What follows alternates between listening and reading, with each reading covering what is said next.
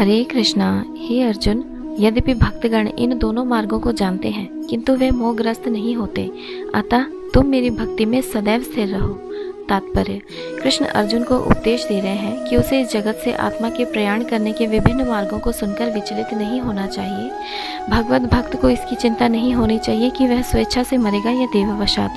भक्त को कृष्ण भावना अमृत में दृढ़ता पूर्वक रहकर हरे कृष्ण का जप करना चाहिए। उसे ये जान लेना चाहिए कि इन दोनों मार्गों में से किसी की भी चिंता करना कष्टदायक है।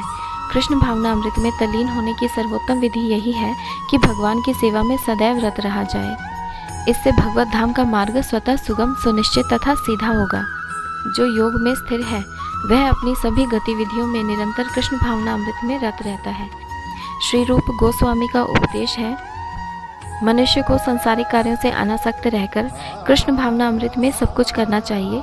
इस विधि से, जिसे युक्त वैराग्य कहते हैं, मनुष्य सिद्धि प्राप्त करता है। अतएव भक्त कभी इन वर्णनों से विचलित नहीं होता, क्योंकि वह जानता है कि भक्ति के कारण भगवत धाम तक का उसका प्रयाण सुनिश्चित है। हरे कृष्णा।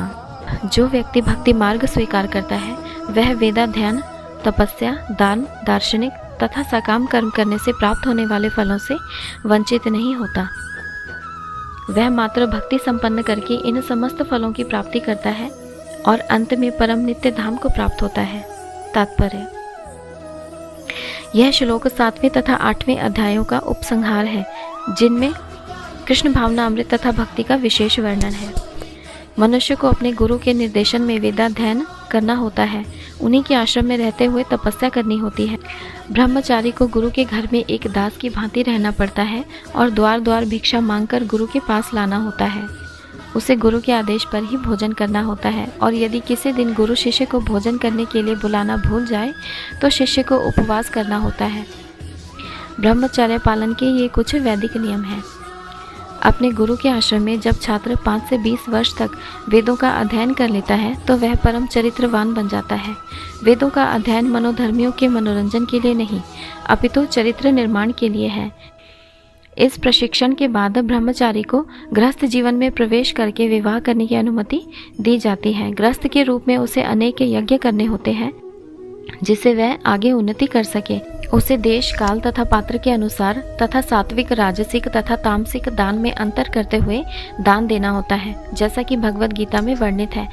गृहस्थ जीवन के बाद वानप्रस्थ आश्रम ग्रहण करना पड़ता है, जिसमें उसे जंगल में रहते हुए वृक्ष की छाल पहनकर तथा क्षौर कर्म आदि किए बिना कठिन तपस्या करनी होती है। इस प्रकार मनुष्य ब्रह्मचार्य, गृहस्थ, वानप्रस्थ तथा अंत में संन्यास आश्रम का पालन करते हुए जीवन की सिद्ध अवस्था को प्राप्त होता है। तब इनमें से कुछ स्वर्ग लोक को जाते हैं, और यदि वे अधिक उन्नति करते हैं तो अधिक उच्च लोकों को, या तो निर्विशेष ब्रह्म ज्योति को, या वैकुंठ लोक या कृष्ण लोक को जाते हैं। वैदिक ग्रंथों में इसी मार्ग की रूपरेखा प्राप्त होती है, किंतु कृष्ण भावनामृत की विशेषता ये है कि मनुष्य एक ही झटके में भक्ति के कारण मनुष्य जीवन के विभिन्न आश्रमों के अनुष्ठानों को पार कर जाता है। इदं विदित्वा शब्द सूचित करते हैं कि मनुष्य को भगवत गीता के इस अध्याय में तथा 7वें अध्याय में दिए हुए कृष्ण के उपदेशों को समझना चाहिए। उसे विद्वता या मनोधर्म से इन दोनों अध्यायों को समझने का प्रयास नहीं करना चाहिए, अपितु भक्तों की संगति से श्रवण करके समझना चाहिए। 7वें से लेकर 12वें तक के अध्याय भगवत गीता के सार रूप है। प्रथम 6 अध्याय तथा अंतिम 6 अध्याय इन मध्यवर्ती 6 अध्यायों के लिए आवरण मात्र हैं। यदि कोई गीता के इन 6 अध्यायों को भक्ति की संगति में भली भांति समझ लेता है तो उसका जीवन समस्त तपस्याओं, यज्ञों, दानों, चिंतनों को पार करके महिमा मंडित हो उठेगा। केवल कृष्ण भावनामृत के द्वारा उसे इतने कर्मों का फल प्राप्त हो जाता है।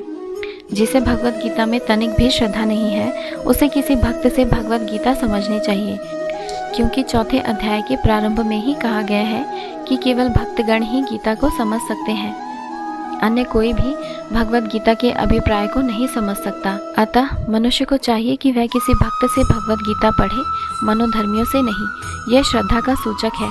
जब भक्त की खोज की जाती है और अंततः भक्त की संगति प्राप्त हो जाती है, उसी क्षण से भगवत गीता का वास्तविक अध्ययन तथा उसका ज्ञान प्रारंभ हो जाता है। भक्त की संगति से भक्ति आती है और भक्ति के कारण कृष्ण या ईश्वर तथा कृष्ण के कार्यकलापों, उनके रूप, नाम, लीलाओं आदि से संबंधित सारे भ्रम दूर हो जाते हैं।